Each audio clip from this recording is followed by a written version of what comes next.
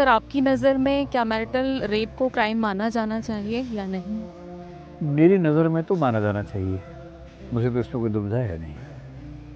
मैं पहले भी 1-2 जगह सेमिनार्स में ये बात कह चुका हूँ। सरकार को दुविधा है, उसकी अपनी वजह भी है। जो मैंने अभी ज़िक्र किया था कि सेक्शन 375 आईपीसी का था, अब सेक्शन 3 बीएनएस में है।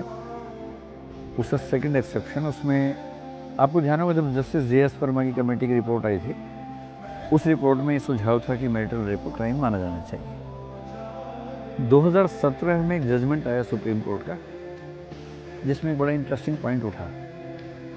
आपने पॉक्सो एक्ट सुना होगा, prevention of children from sexual offences act. POCSO act 2012 में आया था। 2012 में उसमें लिखा हुआ कि एज ऑफ कंसेंट 18 ईयर्स है। इससे मतलब 18 से कम का कोई बच्चा है, लड़का हो या लड़की हो, अगर कोई उसके साथ इंडल्ज होता है सेक्सुअल एक्टिविटी में, तो उसकी सहमति थी या नहीं, माना जाएगा कि सहमति नहीं थी, और सहमति नहीं थी तो उसको रेप ही माना जाएगा।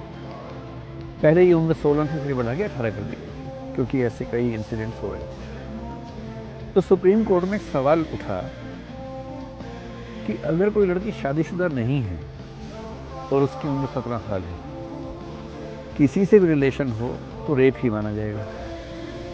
पर शादीशुदा है तो 375 का एक्सेप्शन 2 कहता है कि 15 साल से छोटी पत्नी है तब तो रेप माना जाएगा, 15 साल के ऊपर रेप नहीं माना जाएगा। यानी कि शादी होते ही आपको बच्चा नहीं माना जाएगा, पॉक्सो तो लागू होता है।